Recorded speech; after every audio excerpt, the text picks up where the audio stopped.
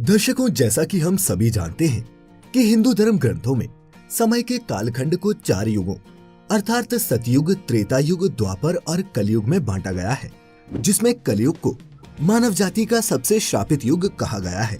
लेकिन मित्रों, आप ये नहीं जानते होंगे कि विष्णु पुराण में महर्षि व्यास जी ने कलयुग को सर्वश्रेष्ठ बताया है। उनका ऐसा कहने के पीछे क्या तर्क था और कैसे हो सकता है ये कोड़ी कलयुग सर्वश्रेष्ठ, जानेंगे आज की इस वीडियो में। नमस्कार और द डिवाइन टेल्स की इस नई वीडियो में आपका एक बार फिर स्वागत है।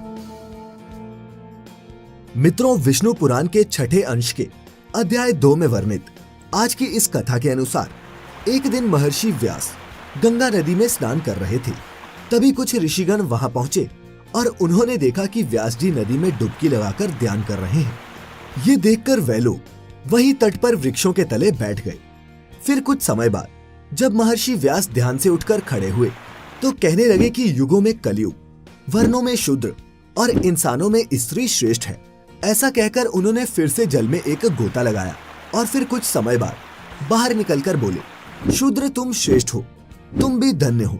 ये कहकर महामुनि फिर जल में मग्न हो गए और फिर खड़े होकर बोले, स्त्रियां ही साधु हैं और इस लोक में उनसे ज्यादा धन्य कोई भी नहीं। गंगा तट पर बैठे ऋषियों ने जब ये सुना तब उन्हें बड़ा ही आश्चर्य हुआ। वे सभी आपस में बात करने लगे कि अब तक तो उन्होंने सुना था कि युगों में कलयुग सबसे श्रापित युग है और जातियों में ब्राह्मण श्रेष्ठ है, तो फिर व्यास जी ऐसा क्यों कह रहे हैं। तब उनमें से एक ऋषि ने कहा कि इस प्रश्न का उत्तर केवल व्यास जी ही दे सकते हैं। फिर कुछ देर बाद स्नान करने और नित्य कर्मों से निवृत्त होने के बाद व्यास जी मुनिजनों के पास पहुँचे और उनसे पूछा, आप लोग यहाँ कैसे आए। तब मुनियों ने उनसे कहा, हम लोग आए तो आपसे कुछ संदेहों को दूर करने के लिए थे, किंतु इस समय उनकी बात जाने दीजिए। हमें आप ये बताइए भगवान कि आपने जो स्नान करते समय कहा कि कलयुग ही श्रेष्ठ है, शूद्र ही श्रेष्ठ है और स्त्रियां ही साधु और धन्य हैं, इनका अर्थ क्या है। आप जैसे महर्षि कुछ भी यूं ही व्यर्थ में नहीं कह सकते।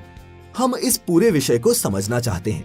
मुनियों के इस प्रकार पूछने पर व्यास जी ने हंसते हुए जवाब दिया, हे मुनि श्रेष्ठों, मैंने जो इन्हें बारंबार साधु कहा था इसके पीछे का कारण भी सुनो। फिर व्यास जी ने कहा, तो जो फल सतयुग में 10 वर्ष तपस्या, ब्रह्मचार्य और जप आदि करने से मिलता है, उसे मनुष्य त्रेता युग में 1 वर्ष में, द्वापर में 1 मास में और कलयुग में केवल 1 दिन और रात में प्राप्त कर लेता है। इस कारण ही मैंने कलयुग को श्रेष्ठ कहा। वहीं जो फल सतयुग में ध्यान, त्रेता में यज्ञ और द्वापर में देवार्चन करने से प्राप्त होता है, वही कलयुग में सिर्फ भगवान कृष्ण के नाम का कीर्तन करने मात्र से मिल जाता है। कलयुग में थोड़े से परिश्रम से ही पुरुष को महानता की प्राप्ति हो जाती है और इसीलिए मैं कलयुग से अति संतुष्ट हूँ और इसे सभी युगों में श्रेष्ठ मानता हूँ। अब शूद्र कैसे श्रेष्ठ है ये बताता हूँ। ब्राह्मणों को पहले ब्रह्मचार्य व्रत का पालन करते हुए वेदाध्ययन करना पड़ता है और फिर स्वधर्माचरण से उपार्जित धन के द्वारा विधि पूर्वक यज्ञ करने पड़ते हैं। इसमें भी व्यर्थ का वार्तालाप, व्यर्थ भोजन और व्यर्थ यज्ञ उनके पतन के कारण बनते हैं। इसीलिए उनका सदा संयमी रहना जितना मुश्किल है उतना ही आवश्यक भी। इन कामों को अनुचित तरीके से करने से इन्हें दोष लगता है।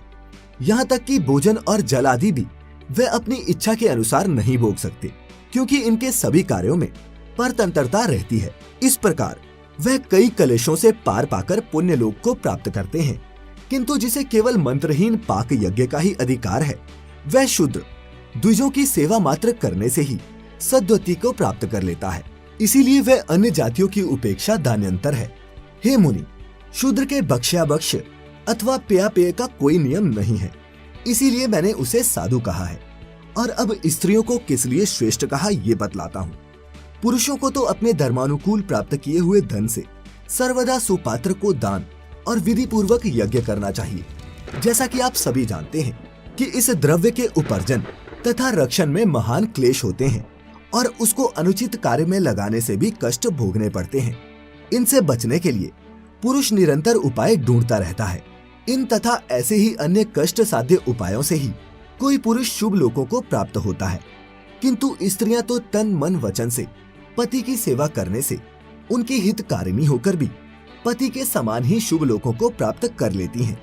ये उत्तम नहीं तो क्या है। इसीलिए मैंने तीसरी बार ये कहा था कि स्त्रियां साधु हैं। इसके अलावा महर्षि व्यास जी ने बतलाया कि जिन पुरुषों ने गुण रूपी जल से अपने सभी दोष धो डाले हैं, उनके थोड़े से प्रयत्न से ही कलयुग में धर्म सिद्ध हो जाता है और शूद्रों को द्विज सेवा परायण होने से और स्त्रियों को पति की सेवा मात्र करने से ही धर्म की सिद्धि हो जाती है।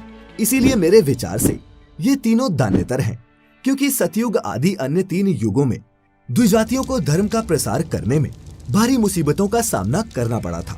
और इस अत्यंत दुष्ट कलयुग का सबसे महान गुण ये है कि इस युग में केवल कृष्ण चंद्र के नाम के कीर्तन मात्र से ही मनुष्य परम पद प्राप्त कर लेता है।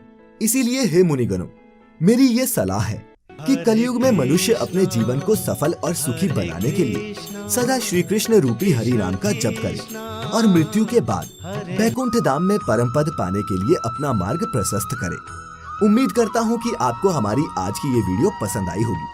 अगर अच्छी लगी हो तो इसे ज्यादा से ज्यादा लाइक और शेयर करें। साथ ही अगर आप हमारे चैनल पर नए हैं तो इसे सब्सक्राइब कर लें। अगर आप हमारी ये वीडियो फेसबुक पर देख रहे हैं तो हमारे फेसबुक पेज को भी लाइक जरूर करें। तो यही खत्म होती है आज की ये वीडियो। धन्यवाद।